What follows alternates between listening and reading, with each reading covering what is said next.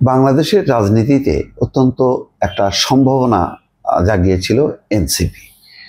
যেহেতু জুলাই গণঅভ্যুত্থানে তারা সামনের সারিতে নেতৃত্ব দিয়েছে এবং ওই সময় মানুষ বিএনপির কথা, জামাতের কথা শোনেনি, বরং সেই নেতারা বলেছে এটা ছাত্রদের আন্দোলন এবং ছাত্ররা সেই আন্দোলনটাকে ওন করেছে এবং শেষ ভাগে এসে তারা এই আন্দোলনটাকে এক দফাতে রূপ দিয়েছে। এবং ৩৬ দিনের যে আন্দোলন, সেই আন্দোলনের একেবারে পুরোভাগে ছিল প্রথমে কোটার আন্দোলন, এরপরে শেখ হাসিনার পতনের এক দফার আন্দোলনে তারা নেতৃত্ব দিয়েছে। বিএনপি এবং জামাত যতই বলুক না কেন তারা ছিল, অবশ্যই ছিল, কিন্তু যেহেতু সরাসরি তাদের নেতৃত্বে হচ্ছে, বিএনপি জামাতের নেতৃত্বে এই আন্দোলন হচ্ছে, এইটা মানুষের সামনে স্পষ্ট ছিল না। সেই কারণে এই ছাত্রদের একটা ব্যাপক জনপ্রিয়তা এবং তাদের নেতৃত্ব, তাদের প্রতি মানুষের যে সমর্থন, সেটা আকাশচুম্বী ছিল।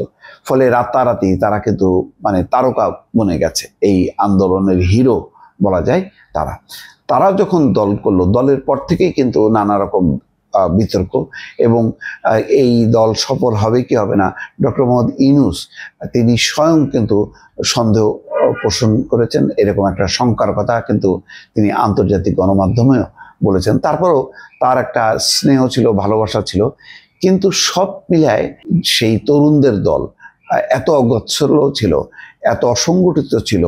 তাদের ব্যানারে হঠাৎ করে তৃণমূল পর্যায় থেকে শুরু করে কেন্দ্রে যারা যুক্ত হয়েছে তাদের একটা উল্লেখযোগ্য অংশ তারা চাঁদাবাজিতে যুক্ত হলো, প্রশাসনকে নিয়ন্ত্রণ করার চেষ্টা করলো এবং আস্তে আস্তে নানা বিতর্কে তারা জড়িয়ে গেল এবং গণমাধ্যমে ক্ষণে ক্ষণে সেই বিষয়গুলো ফোকাস হতে থাকলো। এমনকি এনসিপির যেই নেতারা উপদেষ্টা হিসাবে বিভিন্ন মন্ত্রণালয়ের দায়িত্বে থাকলেন, তারাও কিন্তু বিতর্কিত হতে থাকলো। তাদের পিএস এপিএসদের দুর্নীতির খবর কিন্তু সামনে আসতে থাকলো, দুদক তাদের বিরুদ্ধে অনুসন্ধান শুরু করলো। সব মিলিয়ে যেই রকম তাদের এক বছর আগে যে উত্থানটা, সেই উত্থানটা হঠাৎ করে যেন থেমে গেল এবং সর্বশেষ এক বছরের মাথায় এসে একটা অভূতপূর্ব একটা ঘটনা ঘটলো, একটা অস্বাভাবিক ঘটনা ঘটলো যে তাদের ৫ জন কেন্দ্রীয় নেতা, যারা প্রত্যেকেই পরিচিত, হাসনাত, সার্জিস, তারপরে নাসিরুদ্দিন পাটোয়ারি এবং ডাক্তার তাসনিম, যারা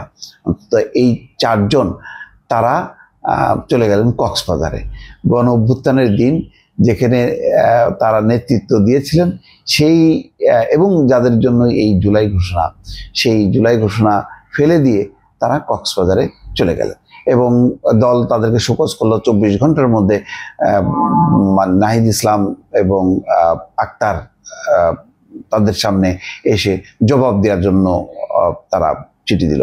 ফলে জনমনে যেটা দাঁড়ালো যে তাদের একটা ভাবমূর্তি দারুণভাবে কিন্তু ক্ষুণ্ণ হয়ে গেল এবং গত ১ মাস ধরে তাদের যে পদযাত্রা, সেই পদযাত্রাটা আসলে খুব জমজমাট হয়েছে। সাধারণ মানুষের ব্যাপক অভূতপূর্ব সাড়া পড়েছে তাও না, বরং এইসব পদযাত্রা সফল করতে যে দেখা গেল পুলিশ, আইন শৃঙ্খলা বাহিনীর ব্যাপক তৎপরতা, এইসবের মধ্য দিয়ে তারা অনেকটা সরকারি একটা মেজাজ সামনে চলে আসলো। ফলে হুট করে কিন্তু সরকারি প্রশাসনের সুযোগ সুবিধা নিয়ে তাদের এই পথ চলাটা, এটা ভালোভাবে কিন্তু মানুষ রেসপন্স করলো না এবং মানুষ হতাশ হলো। গোপালগঞ্জে তাদের পদযাত্রা, হঠাৎ করে মার্চ টু গোপালগঞ্জ বলা এক ধরনের উস্কানিমূলক হিসাবেই অনেকে মনে করেন এবং ওই কর্মসূচিকে ঘিরে তারা যে প্রতিরোধের সম্মুখীন হলো গোপালগঞ্জে, যে সেই প্রতিরোধের ফলে কিন্তু এবং তাদের এপিসিতে করে সেখান থেকে এক ধরনের পালিয়ে আসাটা, সেখানেও তাদের একটা যে সামনের পথ চলার ক্ষেত্রে একটা বড় ধরনের ধাক্কা, এই বিষয়গুলো কিন্তু তারা ভালোভাবে মূল্যায়ন করলো না এবং আদৌ এই ধরনের দল তৈরি করা ঠিক হয়েছে কিনা, এটা নিয়ে অনেকের প্রশ্ন আছে যে তাদের আরও ম্যাচুরিটি অর্জন করা উচিত ছিল।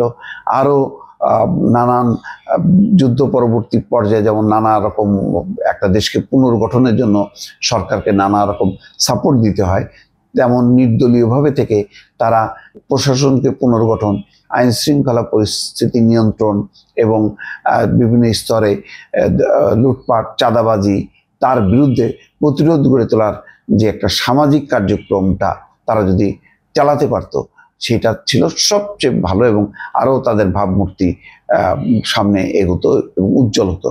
দেখেন, তারা যখন নাকি বন্যার্তদের জন্য মানুষকে আহ্বান জানালো, আমার মনে আছে টিএসসিতে লাইন ধরে মানুষ টাকা পয়সা সোনা দানা যার যা আছে সব কিন্তু তাদেরকে দিয়েছে এবং তারা এক পর্যায়ে বলেছে যে আমরা এত দান নিতে পারছি না, কারণ এইগুলো পরিবহন করার মতন সক্ষমতা বা যানবাহন আমাদের কাছে নেই। ফলে পরিস্থিতি একটা উপচে পড়া ভিড় ছিল, তখন ছিল ভালোবাসার স্নেহ। সেই জায়গা থেকে যদি তারা চিন্তা করে তাহলে আজকে একেবারেই বলতে গেলে সেটা শূন্যে চলে এসছে। এখন তারা বিশাল শোডাউন করবে সে অবস্থা নেই।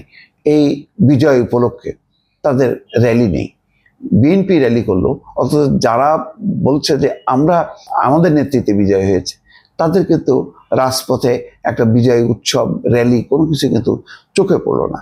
এর মধ্য দিয়ে বোঝা যায় যে তাদের একটা সাংগঠনিক দৈন্যদশা বা জনসমর্থন যে আস্তে আস্তে তারা হারাচ্ছে তার কিন্তু প্রতিফলন ঘটলো। শহীদ মিনারের সমাবেশটাও খুবই মানে দুর্বল হয়েছে, এটা কোনোভাবেই বলা যাবে না যে বিশাল একটা শোডাউন হলো। তার বিপরীতে ছাত্র দলের যে শোডাউনটা ছিল সেই শোডাউনের 10 ভাগের 1 ভাগও না, এটা নিশ্চিত করেই বলা যায়। এটা মানে আমার বলার চেয়ে পাবলিক যারা দেখেছে এই দৃশ্যগুলো তারা নিজেরাই ভালো করে জানে এবং হয়তো এনসিপি তারা নিজেরাও এটা দেখতে পারে। তাহলে এই নির্বাচনে, সামনে যে নির্বাচন হবে সেই নির্বাচনে অবস্থাটা কি দাঁড়াবে? নির্বাচনে কি আদৌ তারা মানে হালে পানি পাবে?